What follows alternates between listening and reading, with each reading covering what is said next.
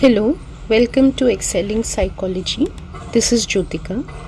In today's class, I want to discuss how you should be writing your answers for your AS course studies in paper 1. I have taken the Pozzulo et al. Study as an example for this lesson, but whatever tips I share are not limited to only how you should write answers for the Pozzulo study. Those tips are applicable for any studies for which you are writing answers. I have taken Pozzulo because many students keep requesting that I should cover the new studies, which are in the 24-26 syllabus. Students learn a lot of content. They memorize the entire content that's given in the textbook, but we see that they are at a loss when it comes to writing answers in the paper. In the paper, undoubtedly they check the content which you have learnt, but the content needs to be reflected in your answers. They are not going to check the content which is there in your head. They are going to check the content that you write in the paper according to the requirements of the questions which are given. So what should be your priority is learning exam writing skills, practicing answer writing, not rereading the lessons multiple times or listening and making the teacher explain 100 times. No matter how many times you read or listen to explanations and how well you've learned the studies, you will not be able to score well unless you know how to put down the content correctly in response to the questions given. Questions can come in any permutations and combinations in the paper. There is no predicting which questions will come in a psychology paper, so you have to be ready to answer any type of questions. How you would be ready is by practicing answer writing. So in my classes we practice answer writing right from the word go, and today, as I've mentioned, we are going to be looking at some answers of Pozzulo et al.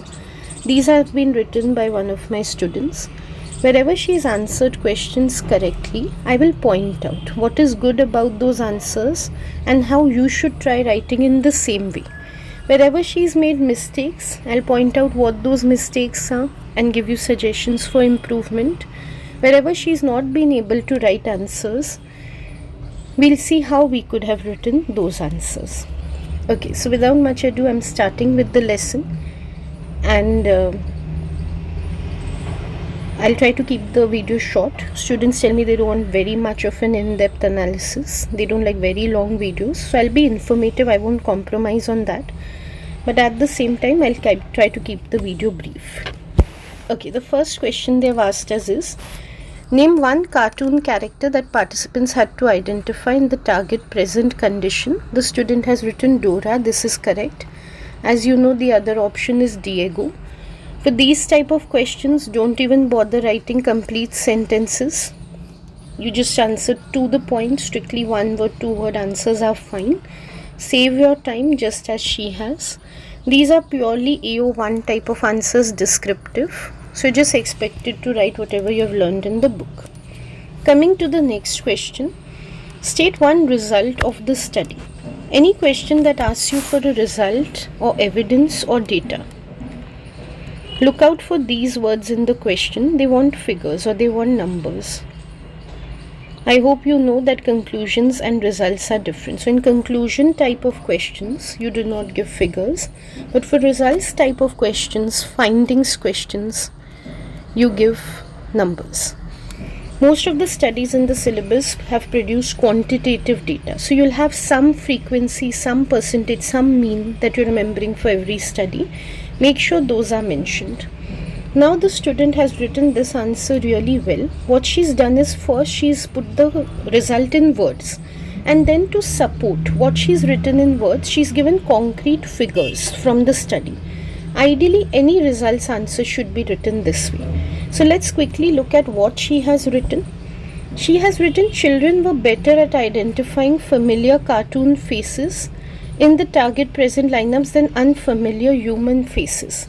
And to justify this, then she gives the success rates also. So for children, the success rates were 0.99 for cartoon faces and 0.23 for unfamiliar human faces. This is a really good answer. The next question is outline two independent variables that were manipulated in the study. The command term is outlined. What has been asked for is two independent variables that were manipulated in the study. First, let's look at the command term. Outline means we just have to specify. Looking at the marks, 4 marks, we see that each variable has to be written for 2 marks. Now just naming the independent variable. For example, if I say one independent variable is type of face, would definitely not justify 2 marks, and it would also not justify the command term outline. Outline means specifying, not just naming. So the command term is not name or identify, it's outline. So that the student has done really well. She has named the independent variable and then giving the levels of the IV which are there. That is how it should be written. IV should always be presented along with its levels when it comes to 2 markers. 2 markers in the sense when any one IV has been asked for 2 marks. Unfortunately, a mistake she's made. In fact, this mistake has been made by several students on this type of a question. They've asked for independent variables that were manipulated.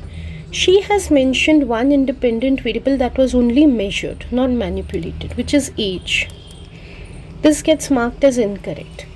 Here what we realize, what we learn from this answer is, we need to read the question very carefully.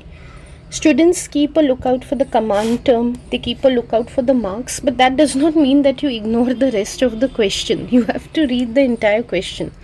Very clearly it has been specified you have to talk about the variables that are manipulated in the study. Researchers have not manipulated age. They have taken participants as it is, some children and some adults. They have not caused them to become children or adults. So we cannot say that was manipulated. The second variable which she is given, that is right. Nature of target faces. Look at how she names the variable and then she specifies the levels also. Familiar cartoon characters, unfamiliar human faces. This is an excellent way of writing. Had she identified the other independent variable also correctly, she would have scored really well. The other independent variable was the type of lineup. This was manipulated by the researchers as target present or target absent. As you know, in the Pozzulo et al. Study, there are 3 independent variables, out of which 2 are manipulated and 1 is measured. It is these type of things that you need to understand when you're learning. When you rote learn, this is the mistake which you make. You just say, okay, independent variables 1, 2, 3, and when it comes to the paper, okay, 1 and 2, I'm naming those. That is why rote learning is so discouraged, and you need to understand what you're learning, because then this is the type of mistake you end up making, because you've not understood the difference between a manipulated and a measured variable. Previously in the syllabus, there were natural experiments which have been deleted this year, which has made it all the more difficult for students to understand how independent variables are not necessarily manipulated always. You need to have your core concepts clear though when there are studies like this in the syllabus. Let's come to the next question. Describe the psychology investigated in the study. What is very good about the current syllabus is they have started specifying exactly which terms you need to explain under psychology being investigated. So there's very little room for mistake. Till the last syllabus, it would not be mentioned exactly which terms have to be taken, so students would get very confused exactly what to cover. This year, there's no scope for making mistakes for 2 reasons. One, they have specified in the syllabus. Second, the textbook, the Hodder textbook, is such an excellent textbook that in the section under psychology investigated, they have separately given sections for each term that has been specified in the syllabus. That's what you need to understand and write properly in the paper. It's as simple as that. Still, I've seen students making mistake on this question. Like for Pozzulo et al., simply you have to explain eyewitness testimony and false positives. That's what's written in the syllabus.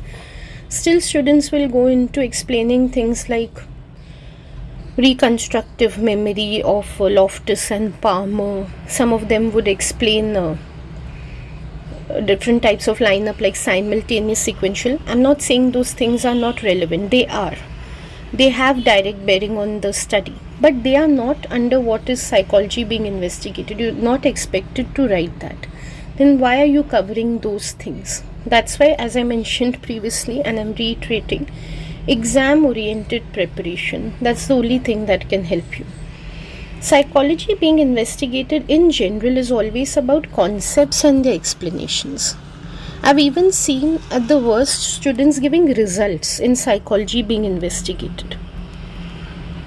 What is psychology? Mind and behavior. So they want to know about which processes of the mind or behavior have been investigated in a study. How will results figure up in that type of a question? Students, like, it seems like they start giving arbitrary things. Procedure, results, anything coming in psychology being investigated.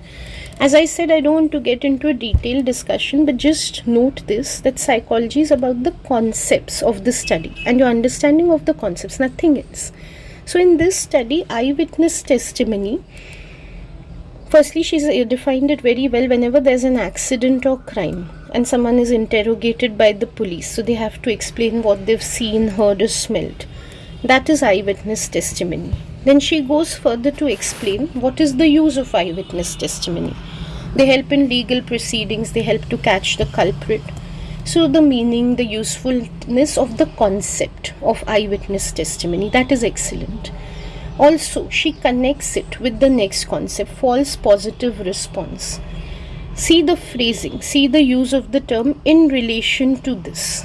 Connectors are very important. As I always explain in the class, lead-in phrases from one sentence to the next, connectors.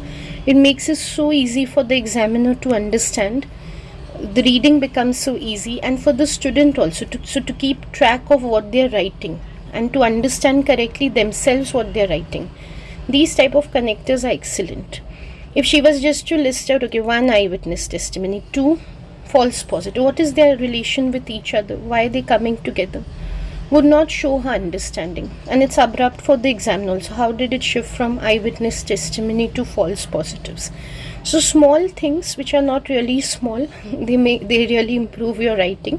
Keep a lookout for those things. So in relation to this, false positive is when the eyewitness incorrectly chooses a foil.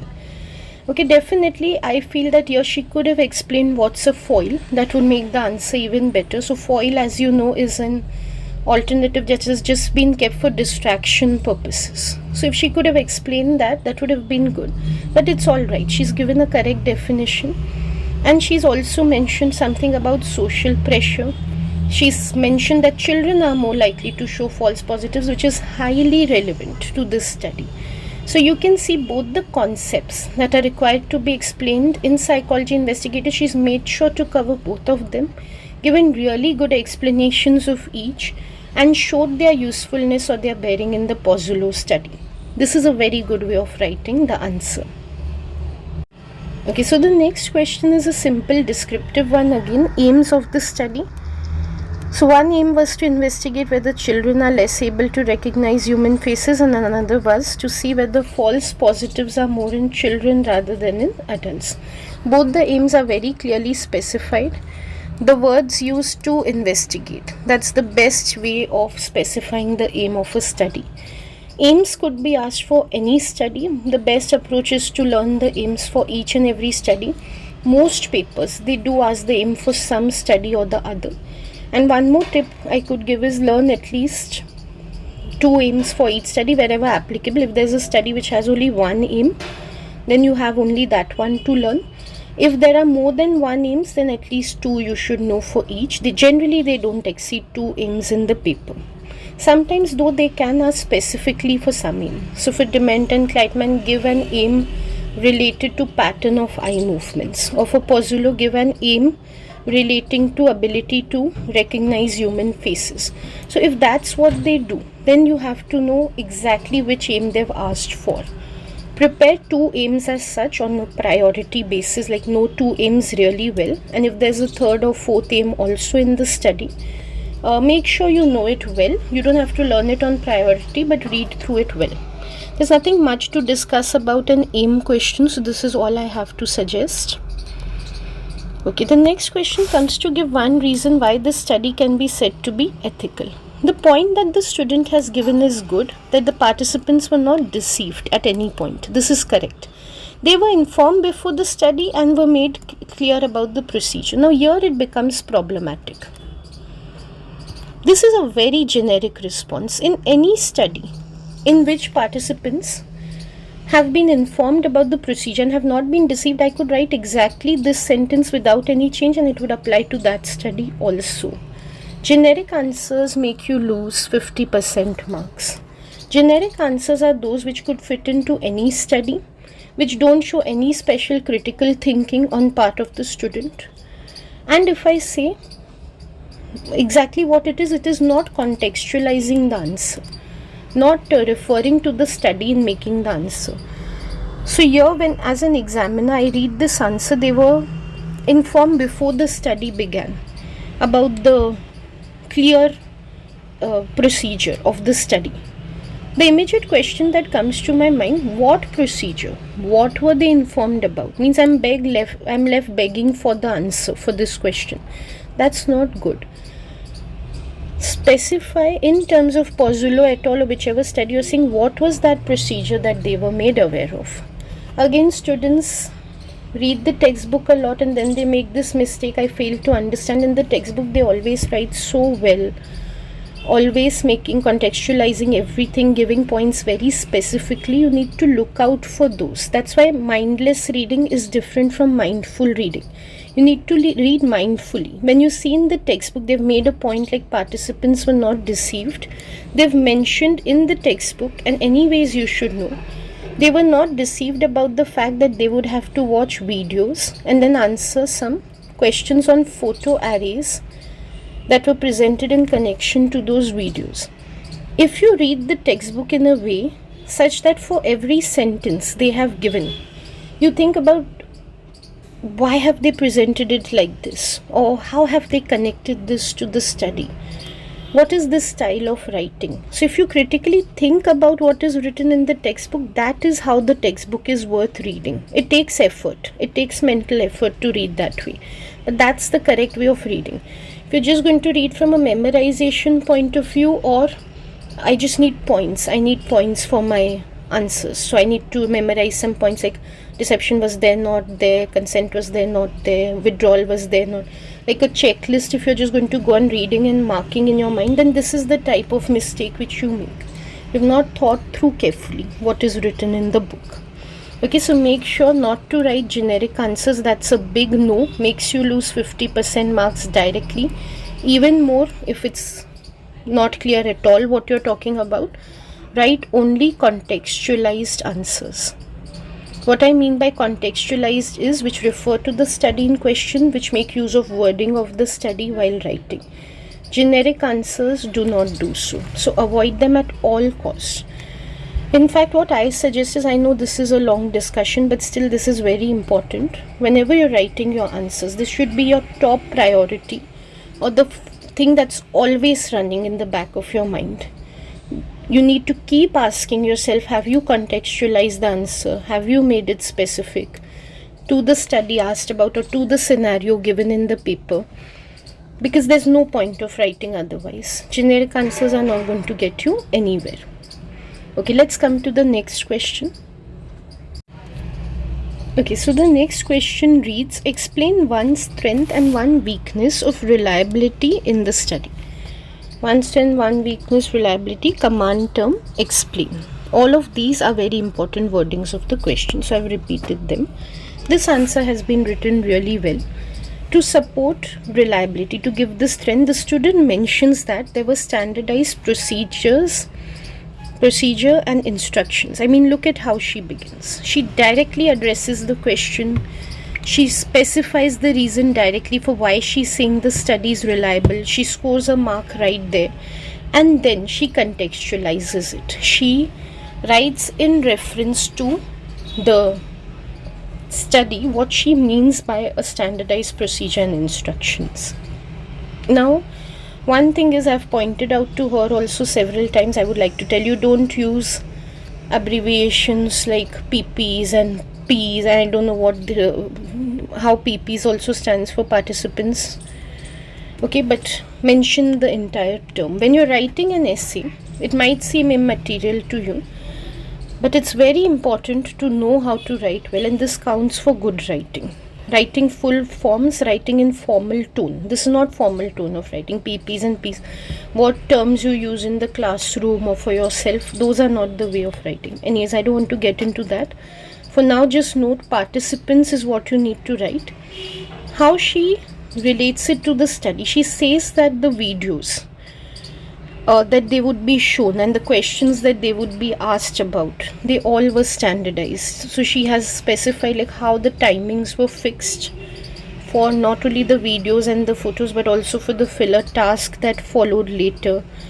So that means for every participant, the study was done in the same way.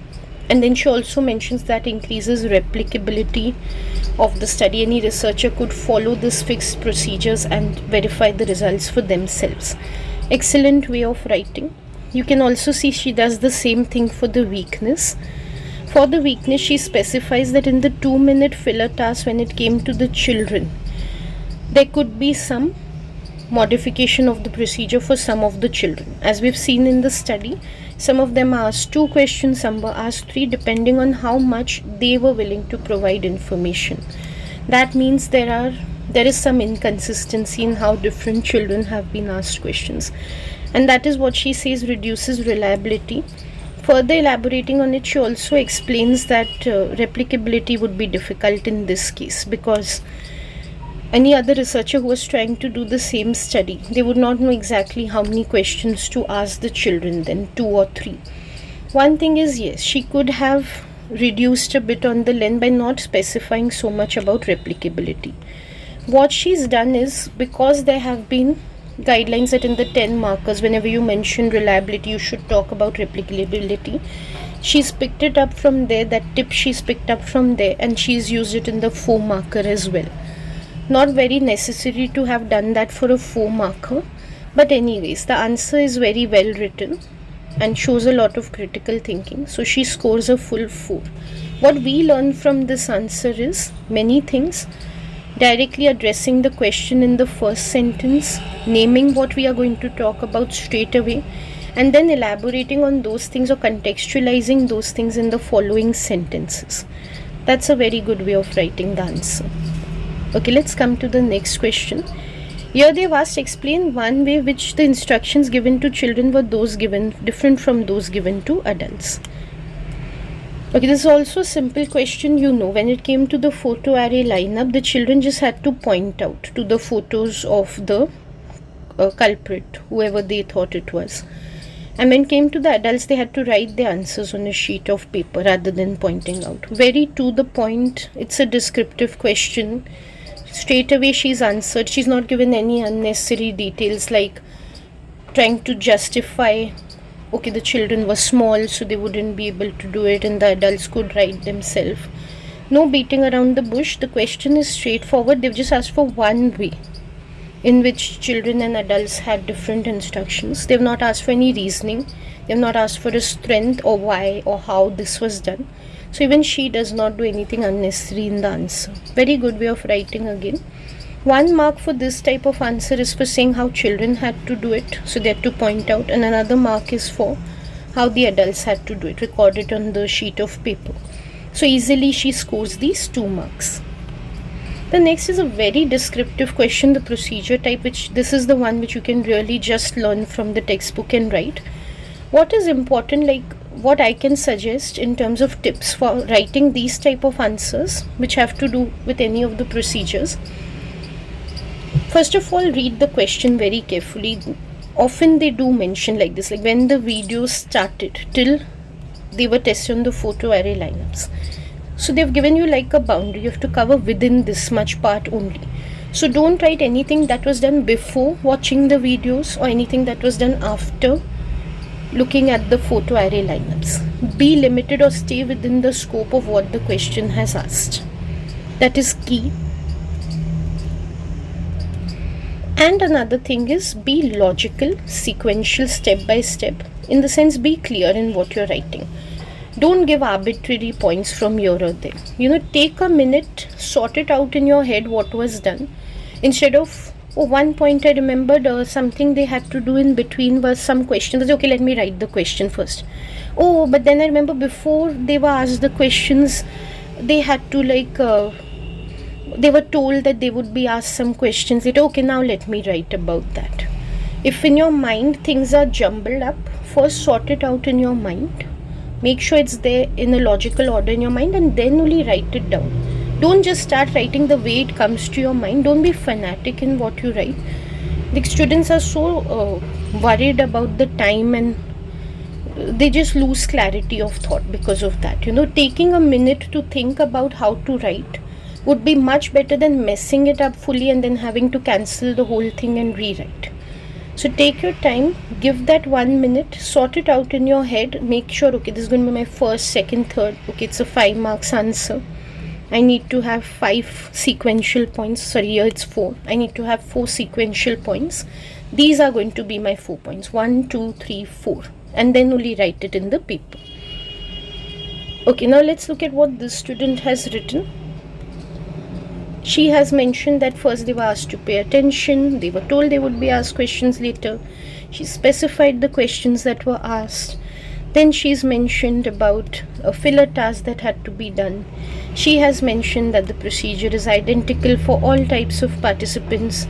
She has also mentioned that how the participants were given instructions before the photo array lineup could take place, and then how it was presented on the software where children had to point out and adults just had to write down what they were seeing.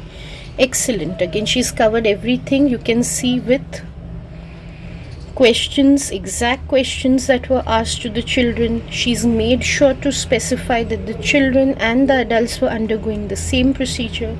So she's not left any room for ambiguity for the examiner. Like if I was someone who didn't know what happened in the study and I was just to read what she's written, I would understand fully what happened in this part of the procedure. That's also a very effective tip for writing. When you're writing, assume that the examiner does not know what has happened in the study. So that helps you to make sure you don't leave any room for doubt. You clarify exactly what is there. One thing is always about the length. Like if you see this student has a tendency to write longer answers. One thing is the way the paper is given. So this paper which I had given her, the lines are not exactly the same way that they are given in the actual exam paper. So that's why also she tends to exceed the lines, because the lines are not presented properly. Otherwise also she has a tendency towards writing little more detailed answers because she tends to include lot of specific details. If she would have skipped 1 or 2 points, like if she should have cut short a little from year to year, even that wouldn't have affected. Her answer is really good. There are 4 exclusive points that can get 4 marks. It's sequential also. Still, I think it's worthy of merit what she's written end to end. Okay, let's come to the next question. Now here you'll see difficulties begin. As far as descriptive questions are concerned, most students keep gliding through nicely through those questions. Once it comes to more critical thinking, we see some mistakes start being made. Although this student has written the 10 marker really well later. Okay, let's see. One question that's asked here is explain one weakness of performing laboratory experiment in this study. This is in fact a question that qualifies for both paper 1 and paper 2. Because one, it has to do with the course study. Second, it has to do with research method of laboratory experiment. Okay, what she says is the video clips were not real, they were artificial. Now looking at this sentence, it doesn't make full sense. Like what does she mean by videos are artificial? And somewhere it seems little odd also to say that videos were artificial. But then in the next sentence she explains it quite well. So what she says is that participants would have not been able to remember the culprit as well in real life if they had to see real incidents in front of them rather than just watching video. And she justifies why this is the case. She mentions because in real life there would be some sensory stimulation, like there would be smells, sounds. She could have also added they would be worried in real life or they would be shocked by what had happened. But whatever she's justified is excellent. So she scores full 2. She's written it really well. Though what I would suggest instead of this sentence, a little improvement, scope for improvement here would be to say because it's a laboratory experiment, ecological validity is poor. She's implied that only, but she hasn't used the term ecological validity, which is known to be a weakness of laboratory experiments. So if she would have begun with that, and then the second sentence she would have given as it is for justification like she has, the answer would look even better.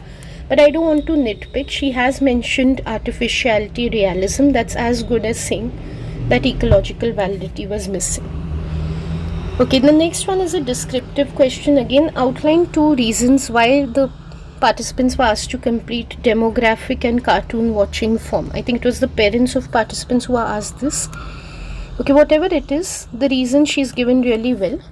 1, to check the estimate of how long the child spent watching cartoons, and the other was to see how much time they spend watching those 2 cartoons in particular, Dora and Diego. So again, very well.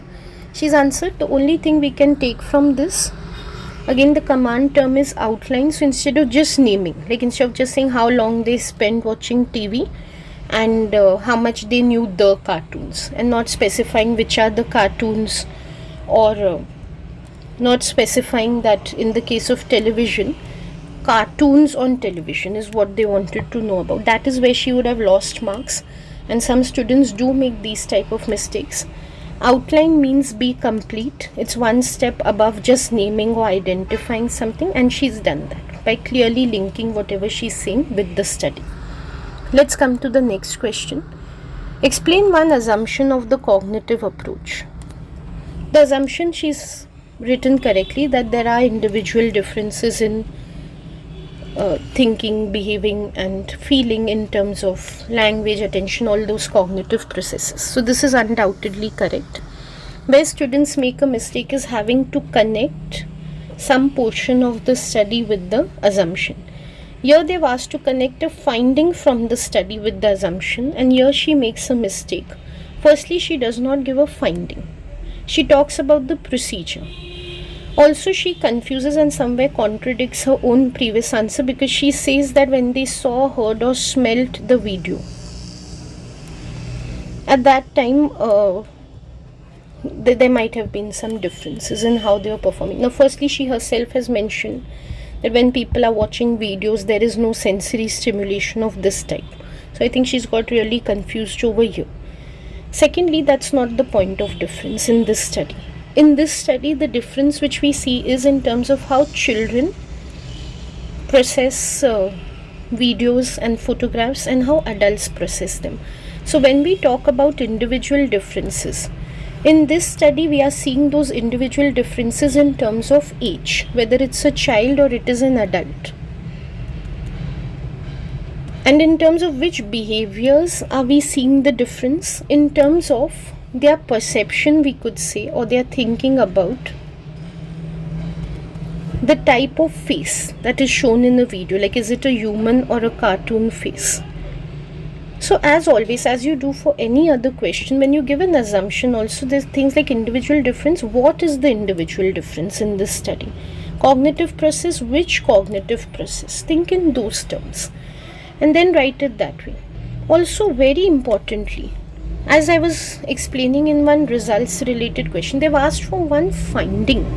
How one finding relates to the assumption.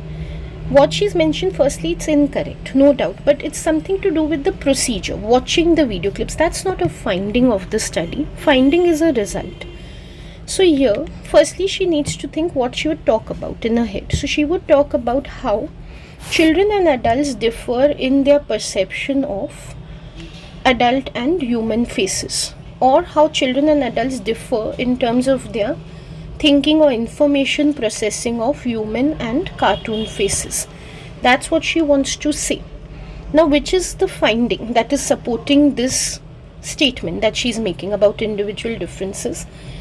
One finding is that children had 0.99 accuracy in identifying cartoon faces. Adults had 0.95. So marginally only, but children were better at identifying the cartoon faces. So that shows an individual difference when it comes to cognitive capacity of children and adults. So that's how she needed to relate it, by giving these figures, because it's a finding question. So this answer is too muddled up and confused. It's become incorrect also, like it's become illogical also. So this would get a 0 on the paper. Assumption type of questions, what has happened is even in the new textbook, they've not directly addressed it. They must have definitely assumed that it's easy for students to do, but students are really getting very confused, or I don't know what, with these assumption questions. They're just not practicing them, so they're being taken aback when these are asked.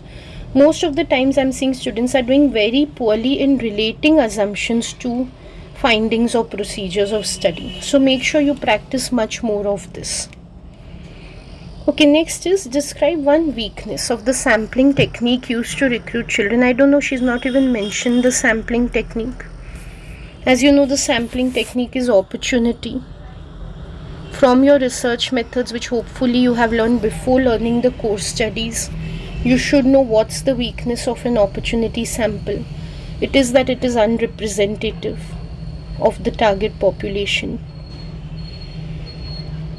And now it is just a matter of relating this point to the study. So you just have to think in what terms the children are unrepresentative of all children who have to give eyewitness testimonies.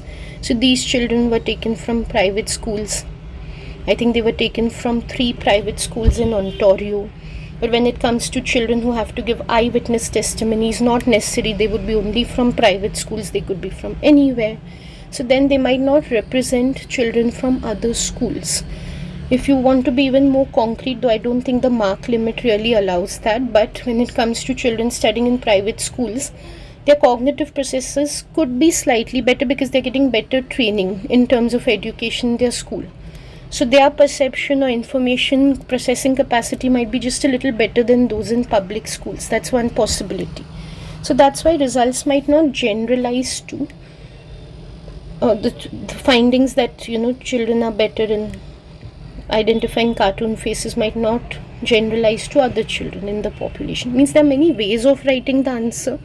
The essence is to point out how opportunity sampling is unrepresentative or not generalizable. Because nothing's written here, the student scores a 0. So how she should have written is first by thinking generally what's the weakness of opportunity sampling and then trying to relate it to the study. A thing that's relevant here I would like to discuss very briefly is the question of memorizing. When you go to memorize for every study, like this would be a strength of opportunity, that would be a weakness, becomes very difficult to cram and write so much. So if you're a student who's taking that approach, you might find yourself at a loss for some of the questions, like you're jogging through your memory but you can't remember was it there in the textbook or not. Like I have students in the beginning, when they start tuition with me, they come and ask, like if I ask them any question, oh, but that was not there in the textbook. That is their standard response. I hear it multiple times. One thing is, everything is not going to be in the textbook. Secondly, if you think you have that excellent a memory that you can memorize every word in the textbook, and in the paper you just scan through the book like mentally and you pick out from there what was the weakness of the sampling technique, I don't know how many students are brilliant enough to have that type of memory to remember. So always the better approach is to think about what was the sample in general, what is the weakness of that sample, and then try to apply it to the study. I mean, it makes life much easier, in my opinion, than having to memorize so much and write. But if you're the one who finds memorizing easier, then all the best, because you'd have some difficulty finding every point in the textbook. Then in that case, inevitably you'll have to leave out those answers for which the questions were not there in the textbook. And really the authors of the textbook can't be blamed for it. There are so many possible questions, you can't expect them to cover each and everything. Okay, let's come to the next question. Identify 2 things that were same about all the photographs used in the study. This is a descriptive question, answered really well. They were all in black and white, they were tightly cropped. Identifies the command term, means we have to be very to the point. Really good answer. Next is explain 2 similarities between the lab experiment and field experiment using Pozzulo. So there are going to be many students with the same argument here that I mentioned previously. Oh, but it's not there in the textbook. Okay, so the similarities between lab and field experiment, first to think of them generally. Both have a feature which is called manipulation of the independent variable. Or you could also put this as investigation of a cause-effect relationship. Another feature could be that they both delineate a dependent variable and they measure that dependent variable. Okay, first let's complete with this feature. So manipulation is one feature. In Pozzulo, manipulation was done in terms of, we've just seen, type of lineup, type of face. You could take any one independent variable as the example and do specify how it was manipulated, like target absent, target present. It's only for 4 marks, so I wouldn't recommend giving an example from another study, which is a field experiment. But in case it was for 6 marks, you could have given an example from 𝗵𝗫𝗬𝗖𝗛 et al. In that, the independent variable was the condition of the victim, which was manipulated as being either drunk or ill. So that shows you how manipulation is common to both types of experiment. Now for the other point, there are so many possibilities. As I mentioned earlier, measurement of the dependent variable. Standardization to an extent will be there in both, though it will be higher in a lab experiment, but it's there in a field experiment also. Some degree of control could be found in both. Quantitative data is generally collected in all types of experiments. So quantitative data is likely to be collected in both. There are so many points that we could give. For now, let me just take standardization. It's found to an extent in both types. So if we take Pozzulo et al., we've already seen that answer, how many things were standardized. The duration of the video clips, the duration of lineups, the presentation of the lineups with the black and white photographs, the positioning of the target, having the 𝗖𝗫𝗟𝗏 instead of the target when the target was absent. There are so many things to mention for standardization. If it was a 6-marker, a typical paper 2 type of question, and we had to give an example from 𝗵𝗫𝗬𝗖𝗛 also, in that case, we could have mentioned in 𝗵𝗫𝗬𝗖𝗛 standardization was there in terms of how the victim always stood next to the pole in the critical area, always collapsed after exactly 70 seconds, and then modeling was offered after 70 or 150 seconds, those type of things.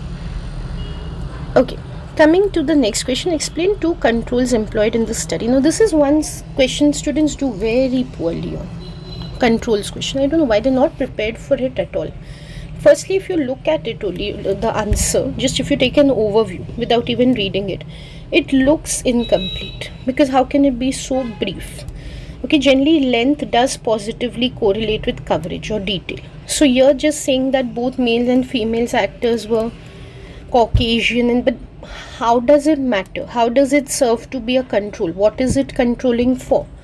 I mean, the command term is explain. This is like just outlining the thing and leaving it. Next is the clips were 6 seconds long and there was only 1 character per clip. Again, how does this serve as a control? And to some extent it sounds more like standardization to me rather than a control. One thing before I discuss the answer written by these students. In this study, the controls are so simple, like having tightly cropped and black and white photographs so that the brightness of clothing worn by Dora and Diego would not be a reason for identification. I mean, the control is so clearly given and it's explained also then and there. So that would have been a very easy answer to write here. It's been justified fully. Or the control over participant variables by having a repeated measures design and getting all the participants to answer about both human and cartoon faces or both target present and target absent conditions, so that their natural perception or natural memory ability would not become a reason for the difference in the identification. I mean, as simple as that. So unnecessary perception of difficulty in these type of questions. They are not difficult at all. Whenever they ask you to explain 2 controls, you outline the controls and you justify why they were maintained.